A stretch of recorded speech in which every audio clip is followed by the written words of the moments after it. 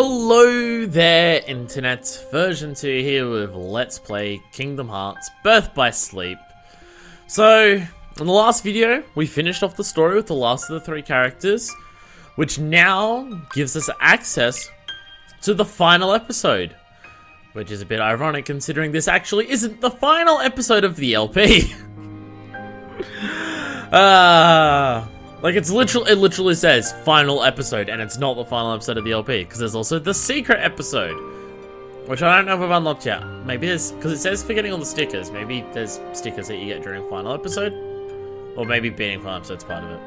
Oh shit! I was supposed to read Xehanort reports. Whoops. Can I do that in the menu here? I did say I was doing that. But I kind of completely passed my mind because I was making the dumb joke reference thing about that.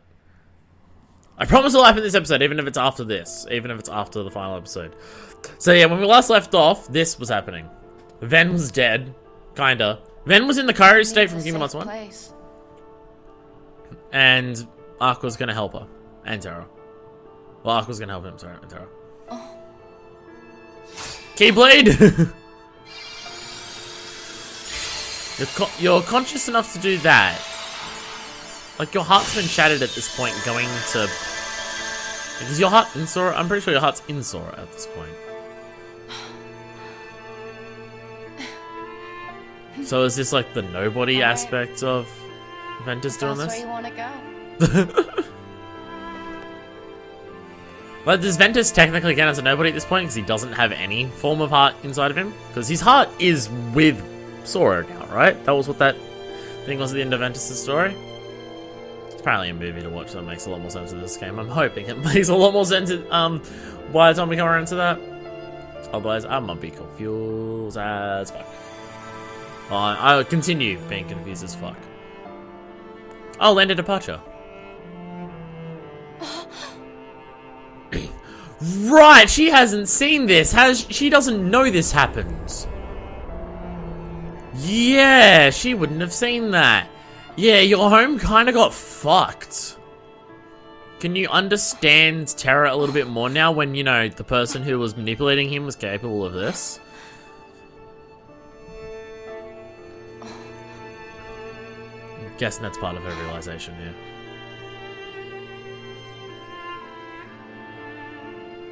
Oh yeah, she's looking at that.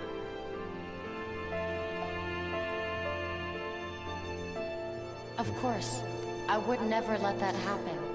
I promise you I will bring Terra back. Only this time, you'll see he has what it takes to be a master. But not quite, because this happened.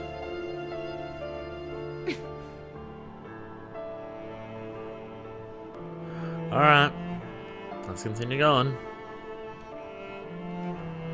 He's not as weak as you think. He's thinking about how wrong you are, or how you're going to still make him prove him right by still getting Terra back. Which way is her line of thought going? Aqua. Yes? Now that you are a master, there is one secret in particular you must know. Should anything happen to me, and you find the Legion of Darkness at our doorstep, I ask that you take my Keyblade and use it to lock this land away. So he knew that might happen, and yet he still pretty much let it happen. Keyblade masters have been charged with keeping this land safe. Light and darkness exist in balance here, and there are those who would abuse such neutral ground. Like this you? Is why our predecessors devised a certain trick. Is this looking the keyhole of the world? That hasn't happened in this game, has it?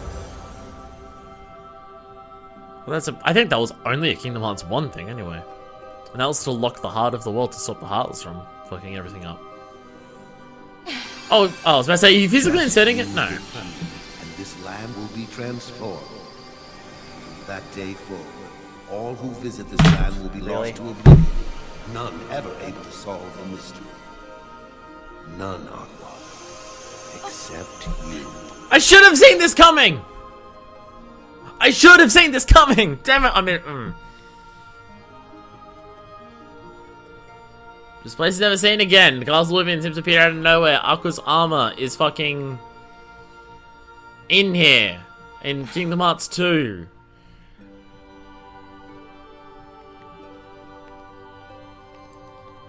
So this is one of the chambers. I think this is the chamber where we see Aqua's armor later. Isn't it? Something similar to this place. Oh no, Aqua's armor is in the world that never was. But the world that never was has very similarities to Castle You'll be Oblivion. safe.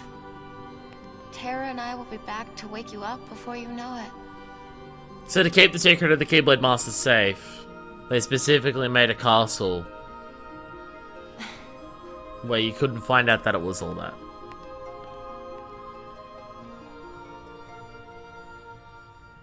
This I should have seen coming. It explains why Castle Oblivion has such importance later.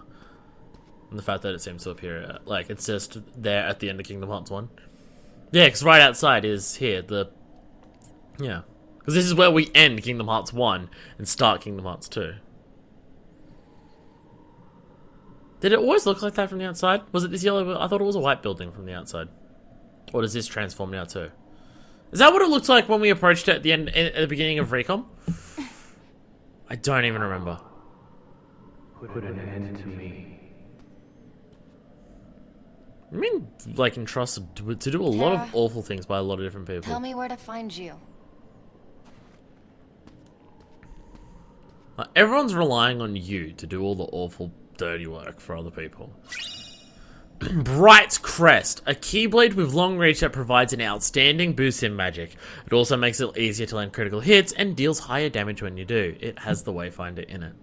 That's a nice design. Alright, so this is the reason why I'm doing this secret. Well, this isn't even a secret ending, this is the actual ending of the game. But apparently the secret ending and everything for this game actually has content in it, like playable content. Alright, well here we go. Final episode, here we go. So I can still do it. So does this straight up continue from my previous playthrough? Is that, like, this is actually doing that?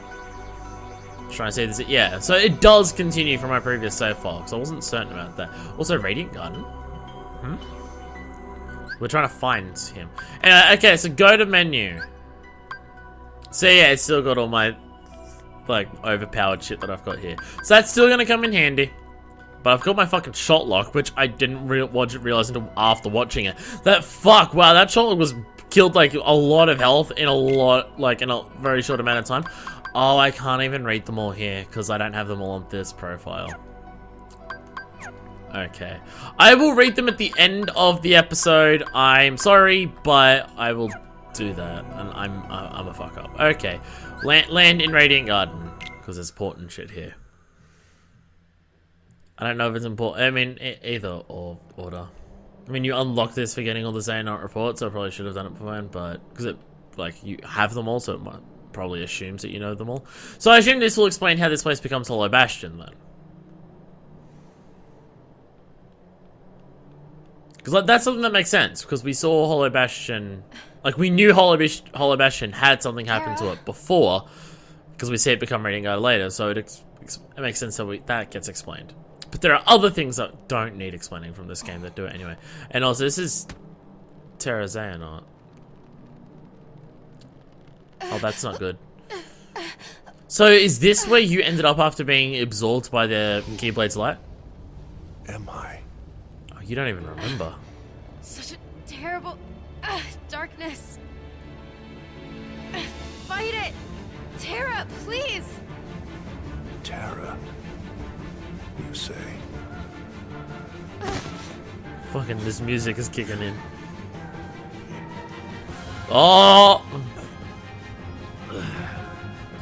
So Terra's heart is still in here, right? Like, the lingering will is just the soul aspect, that mysterious... Terra's heart has been extinguished. Ah, okay, Smothered by the darkness within him! What is it with you and possessing people, man? My name is Master Aqua. Now return my friend's heart, or pay the price. I still have Stormfall equipped. I didn't even... I assumed Bright Crest would be automatically equipped, and I don't know why. God damn it. Don't mind me, I'm just fucking up everything. Alright! Immediately into a boss fight. Yeah, this definitely makes sense to do Aqua last. Alright. Oh, you'd have Dark Impulse. So I'm actually fighting, like, Terra. Alright, and I'm still waiting. Wait, it's still waiting for. Ah, shit, okay. Okay. So I guess this is part of the reason why Aqua's final boss is so easy, is because she still has bosses afterwards. So she doesn't need an overpowered final boss. This actually makes sense. Yeah, okay. Hi, so how you going? Oh, Jesus. Okay. Kiraga, okay. Triple for... Okay, Thundaga shot! Damn it. Counter Blast! Seeker Mine. Come on. Come get it. Come get it. Come get it. Let's do this then. Too slow. Wow, I fucked that up. Counter Blast! Up! I don't know if Counter Blast did anything. Okay, let me do something, thank you. Counter Blast! Counter Blast! Counter... Oh, I accidentally rolled. Kiraga, please. Thank you. Did you teleport? No. That is unlocked. Okay. Counter Blast! Oh. Okay. Get out of here! Counter Blast, yeah. You take a lot of damage. Alright, Thundaga shot. Oh good, we've actually transformed. Fuck, fuck, fuck, fuck, fuck. Fuck, let me move! Jesus. Okay, come on, stop. Firaga, Blizzaga. Triple Blizzaga, I gotta... Ah, damn it. Okay, go back to Kiraga. Yeah, you're... okay. Fuck. You don't slow ones now. Oh, that... because they just straight up reflect back to you. I don't have counter blast for that. Okay. Yeah, yeah. Seeing the final boss for Aqua definitely makes a lot more... Damn it, that one was too slow. Yeah, the final boss for Aqua being what it was now makes a lot more sense given that this is here. Alright, what's up? Hi. Oh, we're seeing the Dark Impulse aspect now. Thundaga shot!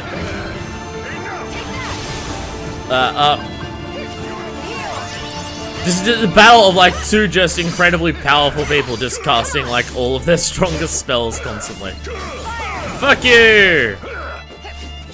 Fuck you! Yeah. Oh, I'm gonna get hit! Oh, yeah, see, transforming got hit. Do you have Kiragas as well?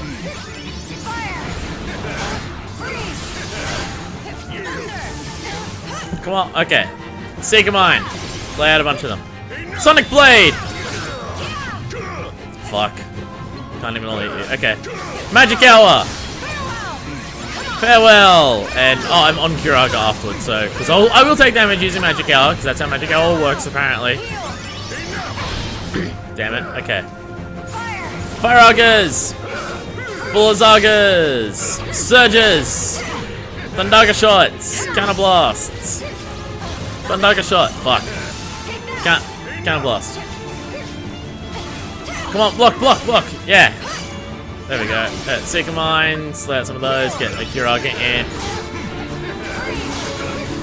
Thundaga shot! Let's cast all the elements at you. Come on, block, block, block, block, block, block, block, and they cannot bounce back. See, it's a boss. This is a boss battle like intermittently blocking. This is alright. But the combat system this game has, this boss actually seems alright. I mean, this shot lock is still ridiculously powerful, but wow. Okay. Yeah! And no level up powers or anything, because, you know, yeah, that makes sense. Let's look at Bright Crest, which is still upsetting. Alright. Guide you to the depths of darkness. Not me, though. Holy shit, it's Dark Side of the Moon. Oh, wow, okay. He's shadowy other. Okay. Okay, we've got another one immediately after. Okay, I don't know if I'm gonna win this one. Holy shit. Oh, fuck. Ah, okay. Fucking suplex, like massive suplex drop at that. Okay. Say, come on. Fuck you. Ow, ow, ow, ow, ow, ow, ow, ow, ow, ow, ow, ow, ow, ow, let me do something between attacks. Jesus. Okay, yep. Okay, gonna run away again. I can't even, like, don't even have the opportunity to cast it. Oh, didn't even look on. Okay, Thundaga Shot! You are not letting me do anything. You are much more nimble than your previous encounter. Now that you have Dark Side of the Moon active. Ow! No, can you not do that for that one? Fuck, fuck, fuck, fuck, fuck, fuck, fuck, fuck, fuck! Oh my god.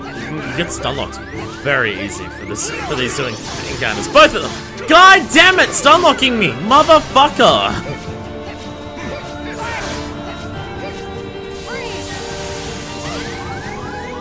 Thundaga Shot! I'm dead. Somehow not dead.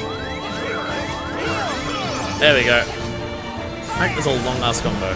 Alright, do that. Okay. Ha! It feels like a shot. Oh, what are you doing? Why not unlock for that? That's weird. Thundaga Shot missed because you jumped into the air at the right time. You're a bastard, you know that? Alright. Perfect! Alright. Now will this even hurt you? Too slow. I don't think that's even hitting you. Ha! There we go. Ha! Osakas. Ah, you bastard! Went from one attack to the other so quickly. Okay, roll away. Okay, come on, do it again. Get you some of that. Fuck, fuck, fuck. Fell for the same thing. I knew it was gonna happen and still fell for it. Alright, run away again. Do that. There we go. Okay, I'm just gonna do this. Fuck you! Fuck! Fuck! Damn it! Damn it! Damn it! Stop! Stop! Stop! Thundaga Shot. You just dodge everything. You're a motherfucker.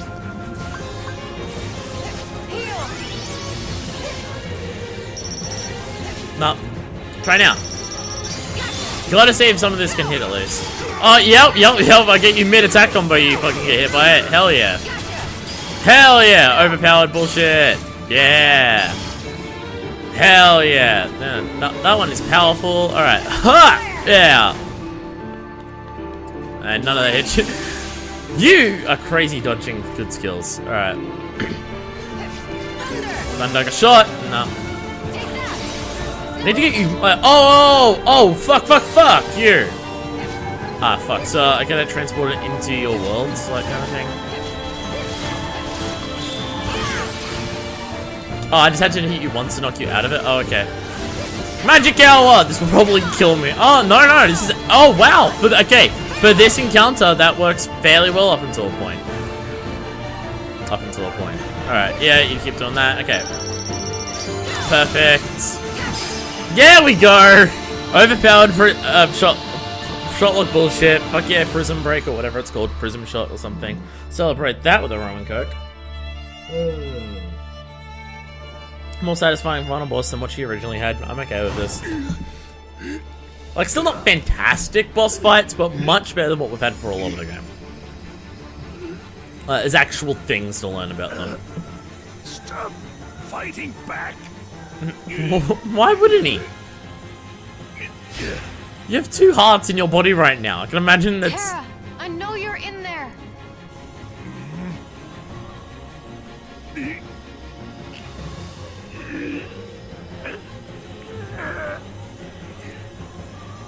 This'll teach you. Oh, Get shit. out of my heart. Doing this again? Terra! Okay. Again doing this. Is this kicking them both out, or... And... Dark Side of the Moon perishes. And you fall through as well. Oh, is this... Oh, my... Perfect time for my screen to cut out as she jumps. I assume she went in there. I didn't actually get to see. My screen cut out like the moment she jumped. Perfect. Thank you, PS3, for being a fantastic system for me. Alright. Oh, okay. So, based on, you know, the look, this is the Realm of Darkness. Like, where Riku and Mickey end up after Kingdom Hearts 1. Activate all the afterburners and everything. Hard to tell the speed when there's nothing to see relative in the background. Like, you can tell, kind of tell here because, like, air resistance and everything, like, flutter, making them flutter. Kind of hard to tell when, like, everything's just black. Like, could be going a million miles an hour. Can't even tell. I have to do something, or we'll both be lost. Yeah, don't you need specific clothes to be able to go into here without being absorbed by the darkness super easily? Don't you need your armor to do this? I was about to say, your armor's what does this. I'm with you.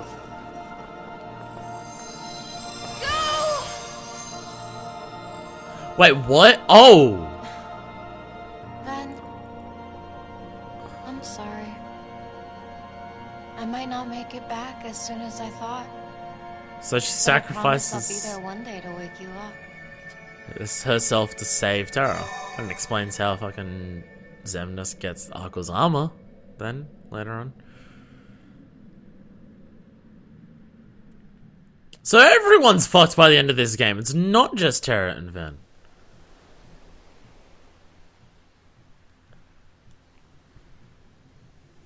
Back to these two. They still kids. Like, we haven't jumped forward a bunch of years for a single cutscene. No, okay. Hey, I'm gonna head back. Yeah, me too. You know, for kid voice actors, it's amazing how not awful these two are. Actual homes for Destiny Islands! You don't see that often. Sora, I think it was like What's one or two wrong? cutscenes Huh? into you're... bleeding. Crying? Uh, Actually, that's part of Ven's art. weird. It's like something squeezing me inside. Somebody up there must be sad. Up where? They say every world is connected by one great big sky. So maybe there's somebody up there in all those worlds who's really hurting. And they're waiting for you to help them. Well, gee, do you think there's something I could do? Maybe they just need you to open your heart and listen. I don't know, Riku. You say some weird stuff sometimes, but I'll try it. Okay. At the beginning of Kingdom Hearts 1, because I'm just trying to remember, the drawing that was in that cave, was there something about heart in there? Because I'm trying to remember at the very beginning of Kingdom Hearts 1, whether the concept of heart was mentioned to these people before the darkness consumed Destiny Islands. Because I don't actually remember. Because I mean, Kairi would probably know about it because, you know, the stories her grandma tells her. But those two, I can't remember. But I mean, like, the idea of hearts being passed along is clearly like a fairy tale that a lot of worlds told their people. They still can't go against Prime Directive and tell other people that other worlds exist. Hey, can you hear me?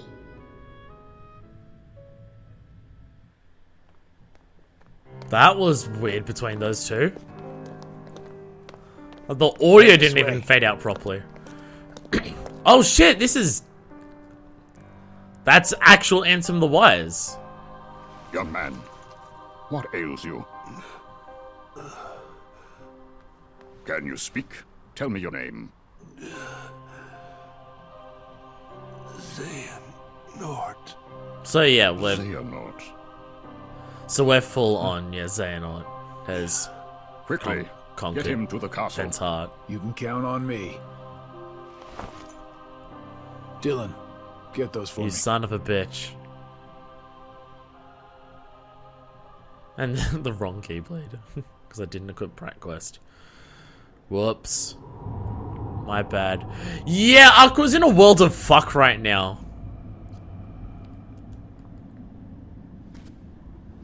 Seems like I've been walking for ages. I can imagine so. How long have I been down here? Can't. This is a realm where I totally buy the time perception thing. Not in terms of time actually traveling differently, but being unable to tell time. Oh, hey, actual Darkseid.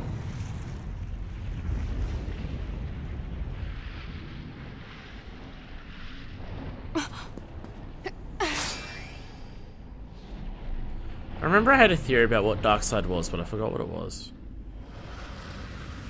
Oh, there's multiple of them. Oh, okay. I remember having a theory about like what Darkseid represents or when it appears, and people tell me not quite. Like it's not. That's not the reason, but your reason isn't actually contradicted by anything. But I don't remember what it was. I just remember having one. Something to do with Sora, but I can't remember. Did she just give up? Maybe I should fade into the darkness here. Yeah, that's what darkness does. It's part of what the darkness does. It makes you give up. Mickey, right? Like, there's no one else it could be at this point. Someone's banging on a wall or something.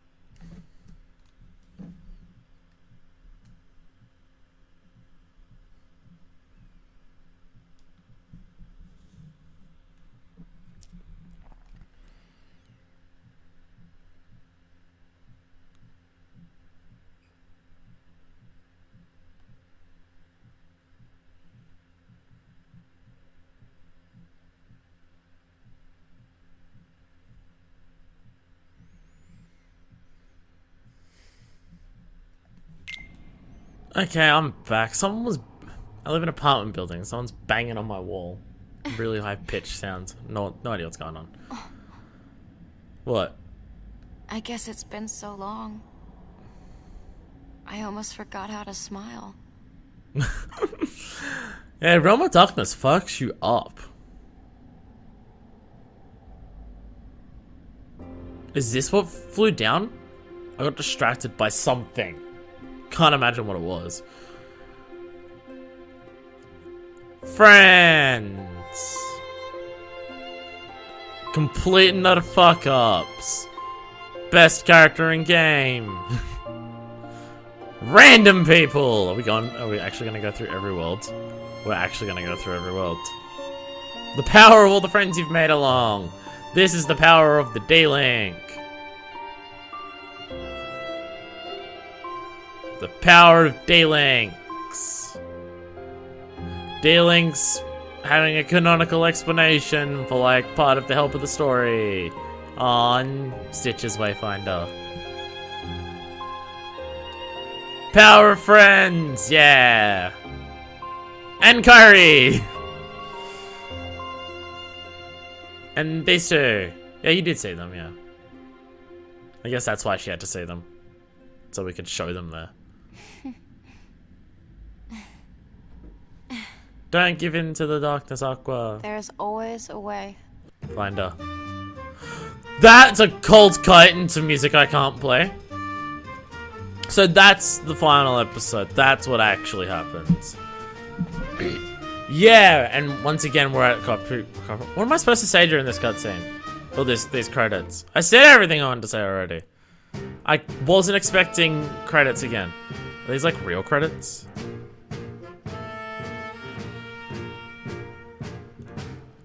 So, okay, so that's like what happens at the end. Okay. So everyone's fucked, but Xehanort has like full control now. Do I just skip these credits because I just did credits in the last episode? I don't know. I'll let them play out just in case.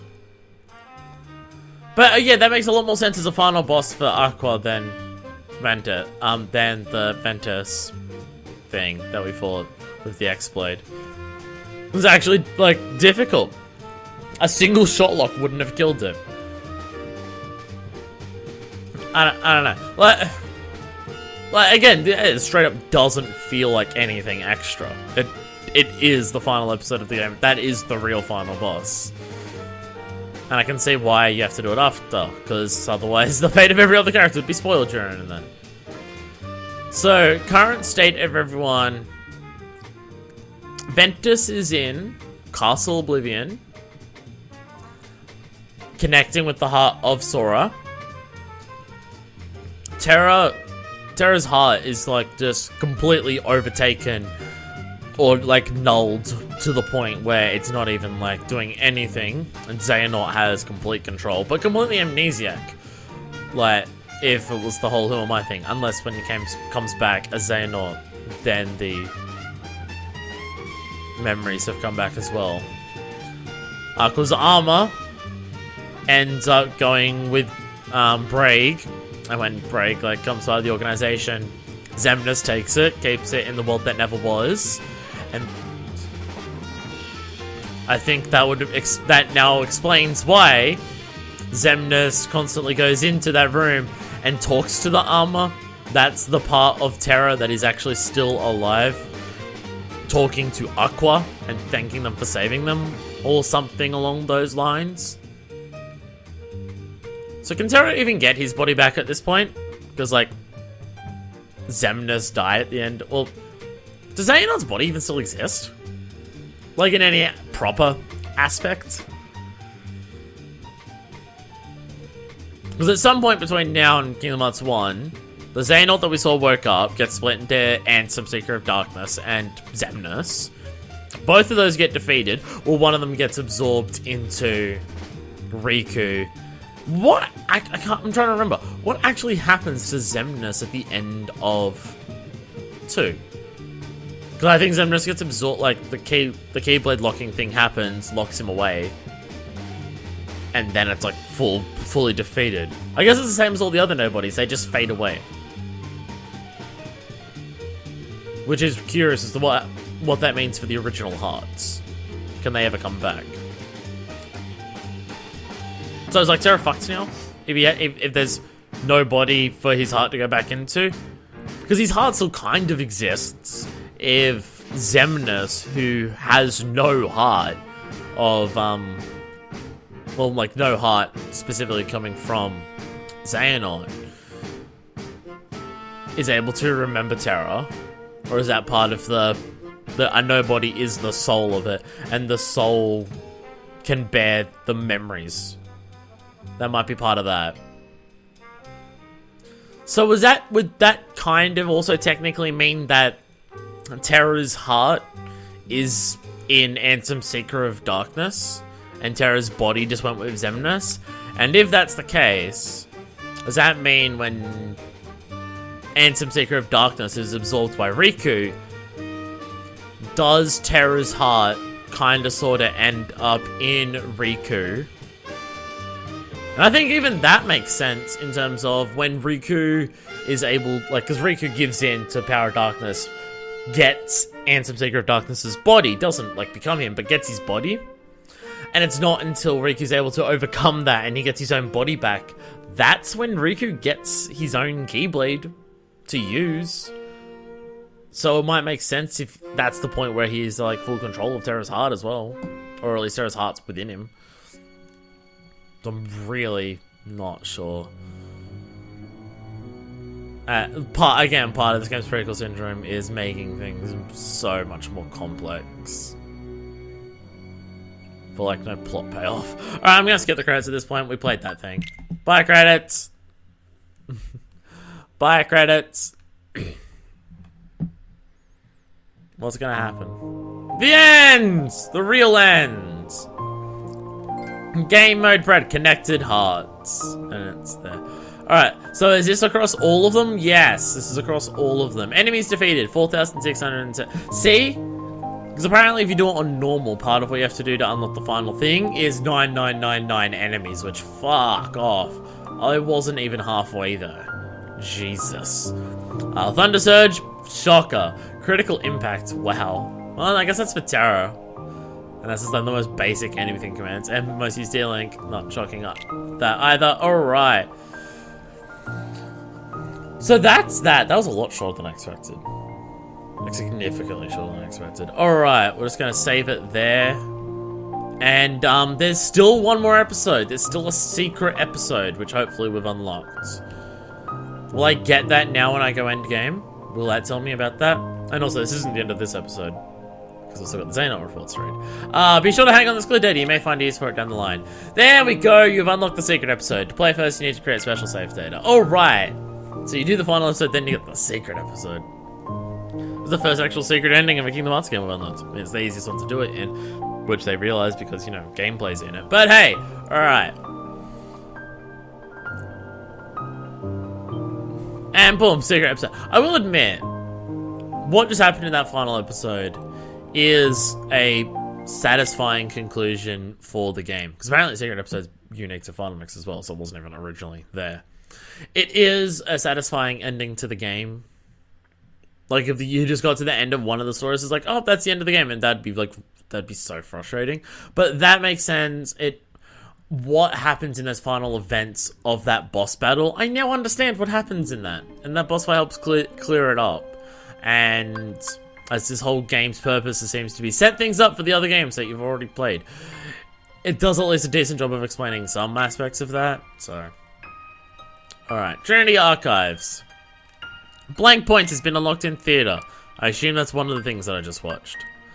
Alright, secret reports. Let's actually read through these. So, Xehanort's letter, I believe, is one we've already read.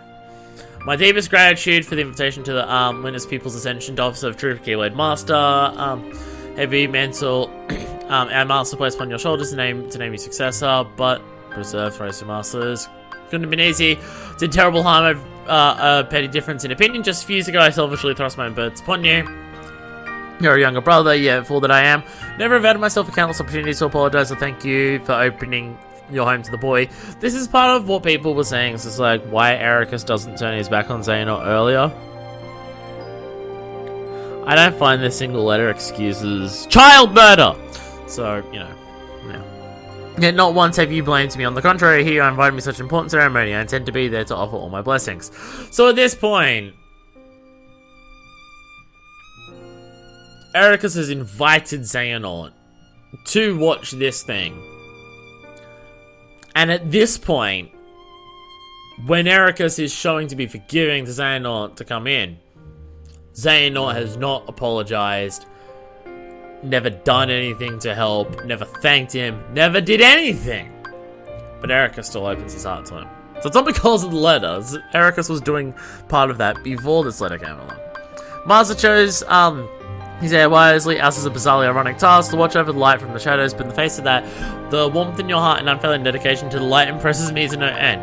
I've taken to wandering the world and seen much darkness hiding in the light. Lately, I fear it has taken a turn for the worse. Perhaps Yensid has already told you about the unversed. These fledgling emotions derive from negativity, and I can sense their presence in nearly every world. Topic darkness, we must speak of another matter that concerns me. One related to upcoming, visited years ago, your pupil, Terra, drew my attention, powers immense.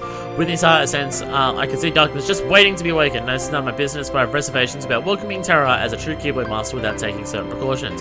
Traditional examination perhaps to see if he has the mark of mastery. The choice is yours, and I'll humbly respect your decision. So that's part of where he's just like, oh, I do care about people not turning into darkness. But still. Doesn't excuse fucking child murder. Not much does. Much time has passed since I left the home of my youth behind, and in the myriad worlds I have since visited, I have gained much knowledge. On these pages, I intend to record a portion of that knowledge and put the course of my life to paper. So this is like just documenting his life. Upon reflection, my life underwent the most considerable sea change when I arrived at that place. Yes, it began when I found a master, and another I would later call my brother when I found a new home.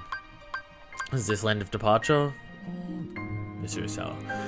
Then there was the Keyblade. For what purpose was it begotten, and by whom? During my training as one of its wielders, the precepts offer a clear answer. Keyblade existed so that we that we who watch over the light could protect the world from the shadows. But was that the true answer? Could there not be more to it than that? My heart sought knowledge, and so sometimes visited other worlds, though such travel was forbidden unless she required, and found what part my heart sought.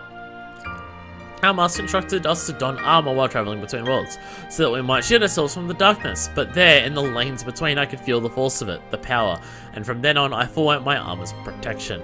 I've been told the darkness would devour me, but what terrors could it possibly hold as long as I found the strength to control it? The world is vast, and the worlds within the greater world uncountable. Like little islands, they dot a great ocean between, which keeps them ignorant of each other, uncorrupted. Each world has its own order. Unlike us, they could not know of the world in its entirety, and we were never to enlighten them. Unless it's Destiny Islands, because Destiny Islands and Radiant Garden kinda know about that. Alright. In ancient times, no such buffers kept the larger world divided. There were no walls of light enclosing each smaller world the way they do today. Nothing prevented one from physically interfering with the next. Interfering is a curious word for it. At that time, the world was filled with light and many great Keyblade wielders, but without buffers, the world began to squabble over ownership of the light. You see, they learned of the Keyblade's true use. War broke out as each of the Keyblade wielders struggled to lay claim to an almighty entity known as Kingdom Hearts. Kingdom Hearts could be described as an aggregate of hearts. Worlds too have hearts, just like people. Each world's heart is concealed from sight behind a hidden door.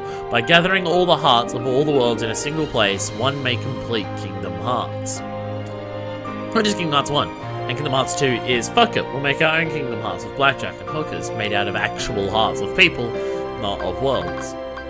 But a part of this is already getting into the thing where it's just like, light and darkness, neither of them are innately good, neither of them are innately evil. It's about how you control it.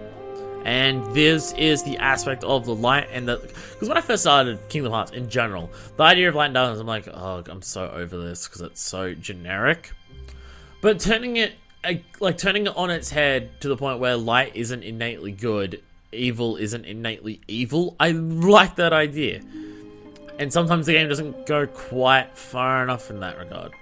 Just sometimes. Just to the point where it's just like, almost everyone whose darkness is evil, almost everyone whose light is good.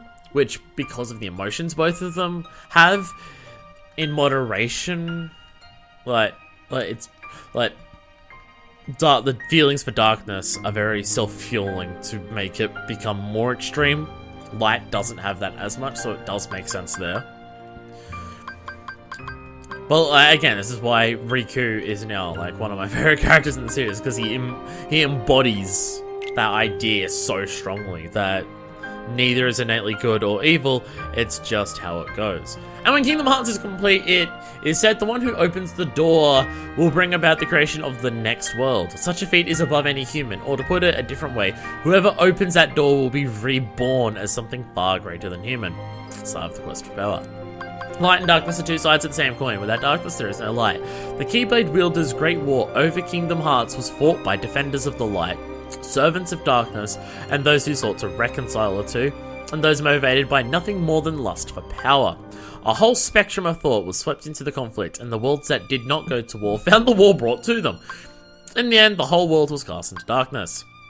That was how the ancient Keyblade War drew to a close. To this day, no one has ever managed to open the door to Kingdom Hearts. Sometime later, the little light that remained in the hearts of the few gave rise to the world we know today. One of many worlds behind just as many walls, so that the Keyblade War would not be repeated. At present, the lanes and corridors that run between the worlds may only be traversed by us Keyblade wielders, and those who have given themselves over to darkness. As the former, our duty is to cross the chasm between worlds and guard against the latter, whose darkness corrupts and contaminates so that no worlds need ever be lost again. Few Keyblade wielders remain now. I have heard but of a handful of others outside my circle, but the world is vast, and more of our kind may be out there. Now, in addition to the realm of light in which we reside, there is also a realm of darkness, and the realm between which connects the two. The realm of darkness is most forbidden. I am told none who set foot there have ever returned. See, this is the part of the prequel syndrome that I like, because, like, when I say prequel syndrome, what I mean by that is a prequel's, like need or desire to feel like its goal is to have its story meet the beginning of the first thing that happens. So it twists and turns all of its things to specifically meet that goals, and it feels like everything that happens later has to be incorporated into the first one. Look at Star Wars. Look at, apparently, Gotham does a really bad example of that, where it's like, oh, all the villains like knew each other when they were younger, and it's like,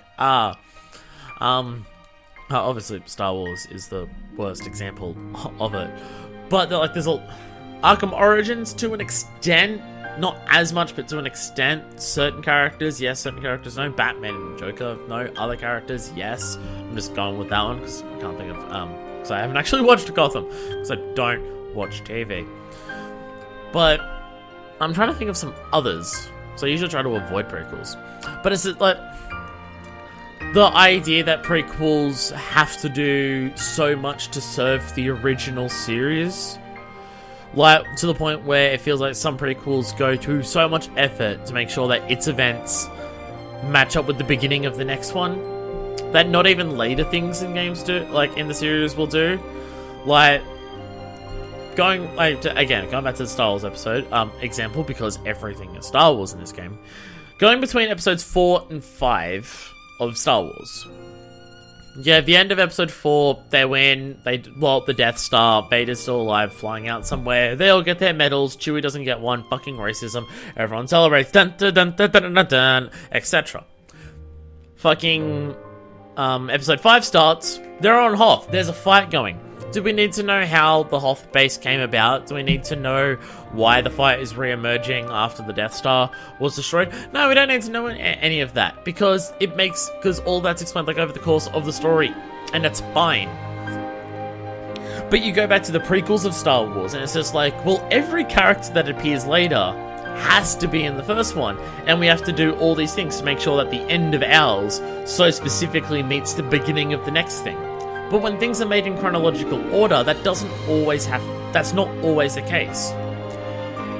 Kingdom Hearts is an exemption from that, where Kingdom Hearts 1 immediately goes into Recom, and Recom almost immediately goes into 2, like going to sleep, waking up. Sora didn't do anything in that meantime. So it doesn't have, Kingdom Hearts having to bend and twist its turn to meet the next game is something that Kingdom Hearts does. Well, I don't even know if twists and turns is the accurate response to that, because they're done so immediately afterwards. It kind of feels like one long continuous story. But that's kind of what I mean by prequel syndrome, is a prequel trying so hard to try and match what happens later, as opposed to being its own good story on its own. So my point is, these Xehanort reports, this is what I like to see. We have a prequel, and what's it doing? It's fleshing out the world of the prequel beforehand. And the idea of all the people fighting over light and darkness, and the fight between the two, and what each means, is part of what I love most about this series, because it's done quite well when it's done quite well. And then you get but during the main game, it doesn't feel like what the game tries to do often. Everything here on its own about how Keyblades work, I like. It's just weird that all of this happens, and then the view of how Keyblades are between this game and every other game is so vastly different, and that's a bit weird. But I guess that is part of it, going against exactly what I said, catering to fit the later stories. I don't know if it's a fault more so of the later games for putting so much importance on a Keyblade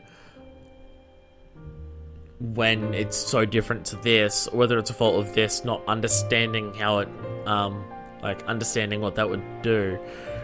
But my main prequel syndrome things are about Terra Aquaven handing on their Keyblade powers to Sora, Riku, Kairi, and all of that being there. That's more so where my issue comes into it. Like, Kairi is just like, why is Kairi important? Like, the fact that the Keyblade's done by fucking accident. Like, why can Kairi with a Keyblade? Oh, accident. How does that flesh out Kairi's character at all compared to what we had before, which was she was light? Why did you need to tell me that when your answer is no better than what I already had? And for the Sora and Terra thing, Sora and Van and Fricker and Terra thing, it's confusing and weird in its own right. Point is, did I finish reading this one? Yeah, I did finish reading this one. Should actually get on with it. There are three families of Keyblades: the Keyblades of Light, the Keyblades of Darkness, and Keyblades of Heart. I think it's a Keyblade of Twilight hasn't existed by this point. The first and second families differ only in origin. Keyblades of Darkness are found in the realm of Darkness, and the counterparts to the Keyblades were used in the realm of Light. That's why there's so many more Keyblades of Light, because people don't fucking go into the realm of Darkness. Third type of key, the Keyblade of Heart, came into existence when the world was reorganized after the Keyblade War. Without this key, Kingdom Hearts is forever beyond a person's reach. Only by gathering together 7 hearts of pure light, hearts completely devoid of darkness, may one forge a Keyblade of Heart and open the door to Kingdom Hearts. So this is referring to the Keyblade of People's Hearts that's in Kingdom Hearts 1. And as said before, opening this door arguably gives that person control over all worlds and all people. So we're seeing a slight shift towards I want that power, because he's referring to that power without a cautionary aspect to it. He's just like stating it as opposed to be careful of this. 10.7. I've uncovered the Keyblade's ultimate mystery. You see, besides the 3 families of Keyblades, there is another Keyblade. While it may sound the same when spoken, it is notated uniquely. Keyblade. And make no mistake, while it resembles a normal Keyblade, it is something altogether different. Keyblades are said to be, Keyblades are said to be man-made counterparts to Kingdom Hearts. The Keyblade, however, coexists within Kingdom Hearts. It is only forged when 2 hearts of equal power intersect. 1 heart of pure darkness, 1 of pure light. At the time of its forging, Kingdom Hearts appears. It must be noted, though, that this Kingdom Hearts is special. Unlike the Kingdom Hearts brought about forcibly and artificially through the collection of hearts, this Kingdom Hearts is a perfect and complete union of all the world's hearts. Surely it was over this that the ancient Keyblade War was fought. If so, the walls that divide the worlds today are of little consequence. Without the Keyblade, all their hearts could be instantly reunited, and the Keyblade War re-fought. Okay, and we're back into prequel syndrome. Like, this is explaining what the Kingdom Hearts in Kingdom Hearts 2 is, that it's a different entity in of its own. But why is Xehanort mentioning it here? Like, in the other ones, Kingdom Hearts is like, in the other reports, I'm fairly certain it's, like, exclusively referred to as a Keyblade of people's worlds. Where does it mention? Next world, something far greater than human. We got that there.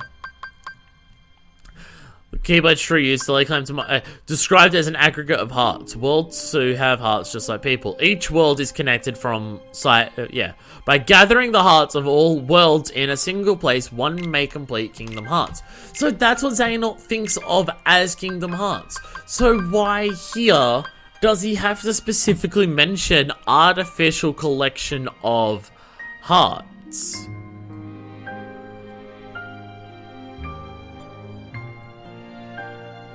Like, well, I guess it's a difference between forcibly and artificially combining the worlds? Hearts? But it says like this Kingdom Hearts is special. As opposed to what?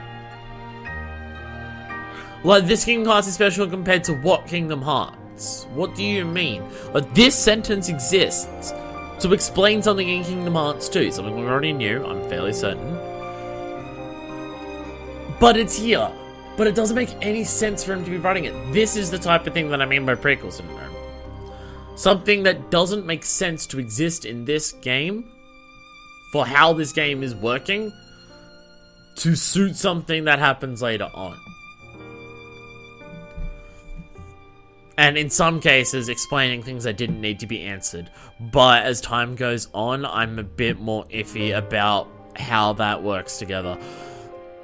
Like, Kyrie's ridiculous. That one I'm standing by. And like this, like how special Keyblades are now to then, it's still ridiculous. The specifics about Sora and Riku, I'm iffy about because I don't even understand it properly. But the whole Keyblades are super special, like this is the Keyblade, it's the most important thing ever. Everything about those games is about getting the power of the Keyblade to do this. Yeah, to this game. Fucking this is just a shitload of them. That I still don't like. Removing the importance of the Keyblades I still don't like. And Makara thinks they're ridiculous. Specifics of Riku and Sora and their connection to Van and Taro, I don't even properly understand it, so I don't know how prequel syndrome it is. But this is super prequel syndrome. Because I don't understand why Xehanort would think that there is multiple different types of Kingdom Hearts. That there's a forcibly and artificially created one, and that, like, unless he's referring to forcibly and artificially created as the key of people's heart, the Keyblade of people's hearts from combining 7 hearts, is that what he thinks he's referring to? Is that what he thinks he's referring to? Because actually, did we ever see that? Did we ever see the actual Kingdom Hearts in Kingdom Hearts 1? Now I'm thinking about it. Because when the Keyblade of People's Hearts was used, to open that final keyhole or whatever it was in Hollow Bastion, and then we went to End of the World and we went to the door. Did we ever see Kingdom Hearts in that game? Because I'm trying to think of what color it was. Because if it was blue, then doesn't that mean it's the same goddamn Kingdom Hearts that we saw in this game? Which still means that it's the perfect and complete union of all world's hearts. And I still have the thing of, I'm fairly certain in this game, we see Kingdom Hearts appear in the sky before we see the Keyblade being formed. If part of that is just, that makes a cool cutscene, and like Kingdom Hearts knew the Keyblade was about to be formed, so it started appearing, that's totally fine, but it's weird. If so, the wars that divide the worlds today are of little consequence, and the Keyblade War can be refought. So that's still part of it. He's still mentioning this, like, the Keyblade War being refought is still part of what he wants. Which, if we go back to what the Keyblade War was, when he mentions it here, it's all people doing all their different things for their own reasons. Which does kind of fit with his character about what he wants people to do. My brother pupil Ericus thinks only in absolutes. A Jedi never deals in absolutes, except for that one. He has persuaded himself that light is the only way, but forgets that light cannot exist without shadow. I believe a balance of light and darkness is what sustains our worlds, but too much of the darkness has been stamped out, disrupting that balance. Someone must tear down this tyranny of light and reorganize the world around the darkness, which then creeps back in. Ericus and I did not see eye to eye. I left and wandered the world. This is perhaps the first time I felt truly free since that day I departed my boyhood home. But free to do what? I had already shown the mark and become a Keyblade Master. But having been passed over as successor, all that remained to me was the road of teacher. Ordinarily, Keyblade Masters take pupils under their wings, malleable minds in which to impress the precepts of the Keyblade wielder, and keep our profession alive for generations to come. Was my time drawing to an end then after all I had accomplished since casting away the place of my birth? Surely waiting for a quiet death would not do. Not when there is so much I needed to see for myself. Powers help me, I thought. My body is so old. So yeah, he's, again, still having that slow descent into what he does. We Keyblade Masters have a special gift. We can extract our heart, be it our own or that of another. By continuing this cycle, it is possible to remain in the world of the living forever. As a boy, I dreamed of seeing the farthest reaches of the world. If I only went far enough, there had to be a world out there in which no one had ever before set foot. And now I know of just such a world. If I became the first person to open Kingdom Hearts' door, I can recreate a next world in which light and darkness exist in perfect equilibrium. So there I stood, with vast knowledge in one gnarled, dying hand, and a newfound purpose in the other. The next step was clear. I needed a new vessel. And that was when I met Ventus and made him my pupil. We were destined to meet, and I could sense the potential within him, but the boy was too benign for his own good. I came to the conclusion he was too frail to serve as a vessel, and decided to use him for a second purpose I had in mind. I would remove the darkness from his heart and split him in two. Then I would have my heart of pure light and my heart of pure darkness.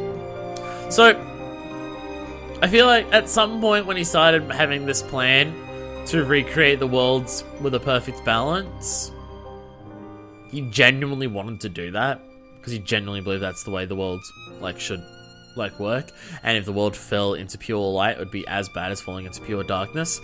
But given his actions and personality later on in the game, I feel like his heart may have been given in too much, to be able to accept his heart and everything. His heart became too steeped in darkness to the point where he started just having the feelings and emotions of pure darkness, as opposed to fighting for this clearly defined equilibrium between the two. As was to be expected, Ventus lacked the constitution for such an ordeal. I was able to remove the darkness inside him and create Vanitas, a heart of pure darkness, but Ventus drifted off into the clutches of sleep. And that's the first time, at the beginning of the game, where we see the fractured heart become part of Sora's, and then it's at the end of the game when that happens again, when the Keyblade's broken, that we see the two hearts come together again. Ventus' heart of pure light, Vanitas' heart of pure darkness. If both could be made strong enough to one day clash, I knew the Keyblade would be forged. But Vanitas took too much of Ventus' heart, and from that fracture, I could see the last of Ventus' light was slipping away. The boy deserved a place to spend his final moments peacefully. And what should come to mind but my own boyhood home? So Xehanort comes from Destiny Islands. My legs took me there unbidden, and as I stood there on the same beach where I had made my choice so many years ago, I thought not a single thing has changed. Here in this quiet world, time marches in place. Content that Ventus would find peace here, I started to walk away, but just then, the boy held up his Keyblade. The light within him had not died. Okay, this makes a bit more sense. Why Sora's heart was able to take to Ventus at the beginning. Because he was physically brought to Destiny Islands. And Xehanort comes from Destiny Islands. Also that. Ventus and Vanitas were not matched in power. I could not train them together, or Vanitas' darkness would gnaw away what little Ventus had left. Of course, since I needed a place where the boy's light might flourish, the answer was obvious. Ericus and his absolute. So, considering how we had parted ways, I expected friction. But if anything, Ericus seemed delighted to see me again. He readily agreed to take care of Ventus. Now I need only wait for the boy's heart to get stronger. I had not visited this second home of mine for some time, and discovered Ericus had already found two pupils of his own. Within one of them, Terra, I sense something. The boy, though well-intentioned, seeks power single-mindedly, and that kind of hunger is the seedbed for darkness. I had found my vessel. So he's aware that pure darkness is a bad thing. I just, over the course of this game and towards the end of it, maybe before this game as well, I don't think he realized how much he had fallen into the darkness, and he never realized that. He always thought he was doing the best intentions, trying to do that, and he just never realized he slipped into the darkness. The time has come. I have received word from Ericus that his pupils are to become true Keyblade Masters. Terra and Aqua, they will be easy now to lure into the outside world, but Ventus, I will get nowhere without him. Vanitas can feel some of what Ventus feels, and he says Terra is the key. Ventus has loved Terra like a real brother ever since he let him keep his old wooden Keyblade. It seems we have found a loose thread at which we can tug to unravel Ventus's heart. The first step is to get Terra alone, then we need to plant the seeds of doubt in Ventus. Let him carry his faint light as he chases his brother into the darkness. Let the darkness make his light stronger, then let the light deepen the darkness. And where the two finally meet is where the stuff of legends will become real. So that's the whole plan. Again, I don't think he realized how much he had slipped into darkness over the course of this, and there is 13 of them technically, if you can say Xehanort's letter. But it's like all of this stuff outside of that one thing about mentioning, oh, but that Kingdom Hearts 2 one's different. It's like, how the fuck would you even know? This is the type of shit that I like from a prequel. a prequel establishing its own world, its own rules, it being its own identity. Like, it not feeling like it has to serve the other games so much. And I feel like that's a big problem that part of this game has.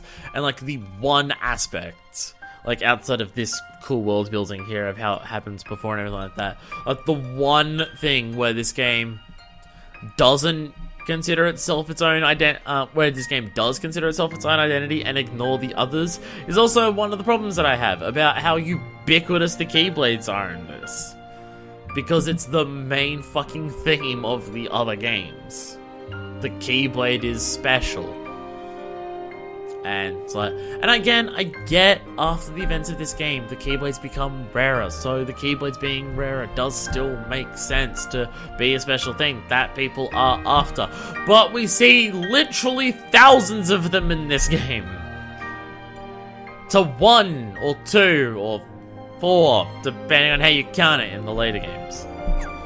And this game has good moments, and a lot of them are reading. I just realized that. But yeah. I usually do often like the Xehanort reports.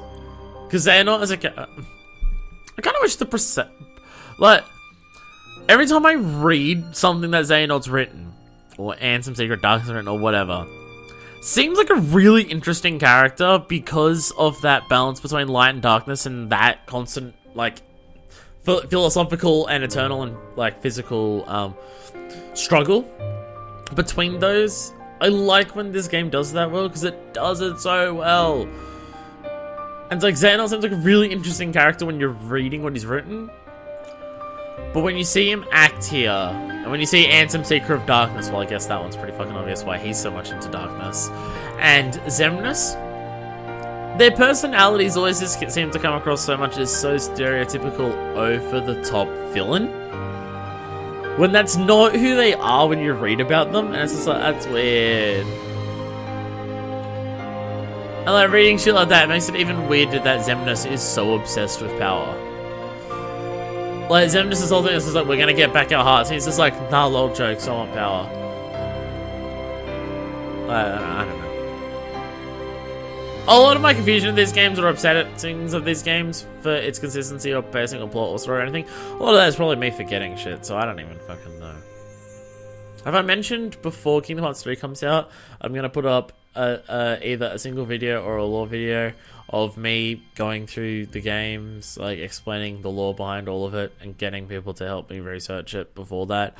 Partially so it's a cool recap before Kingdom Hearts 3 happens, and partially so I know all of the proper individual lore details. Like all the ones that matter. Not like, on then when Aqua goes to this world, the glass slipper all might fit her, but you don't know. Like, not those things. Not the actual lore that matters. Like, I want to either do either a series or a giant video that just like does all of the important bits, but even like the nitty gritty bits of like tiny little things, just so I know what's going on and so it all makes sense together. And hopefully when that happens, it will make a lot more sense of it. Then I'll do a reaction video to myself doing that, because that video wouldn't have any of my opinions in it. It would just be what happens. And then I'll do a reaction video to my own video, and then just I can basically keep a perpetual motion cycle of Kingdom Hearts going forever by reacting to my own Kingdom Hearts stuff once Kingdom Hearts 3 ends. And then everyone unsubscribes from me. Point is, next episode's the secret episode. And stuff. So until then, this is version 2, signing out.